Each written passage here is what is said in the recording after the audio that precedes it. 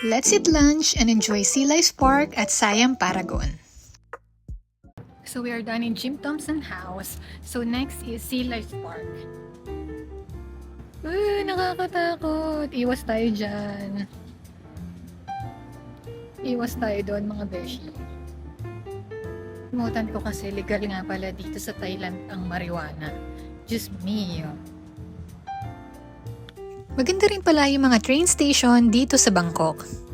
Sobrang nakaka-excite talagang mamasyal mag-isa. Pero aminin natin, medyo nakakakaba rin at the same time kasi hindi mo alam kung anong pwedeng mangyari. Pero siguro, part din yun ng saya.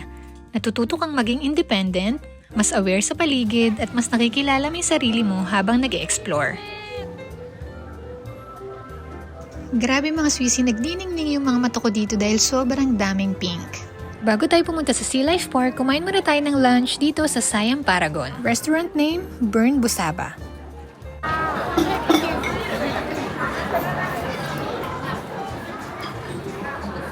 Yung in-order ko mga Swissy, itong maliliit na octopus. And grilled chicken with fried rice.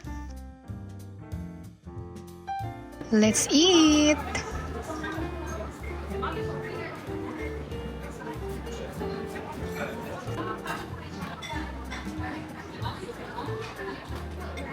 Ang spicy ng sausawan nila.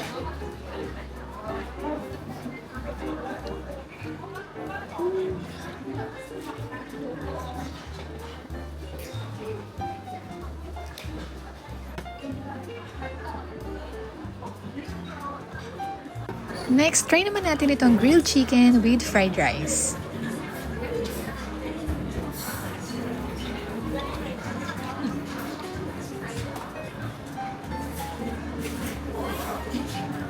So yung pork nila masarap din, pero medyo maanghang din yung sausawan.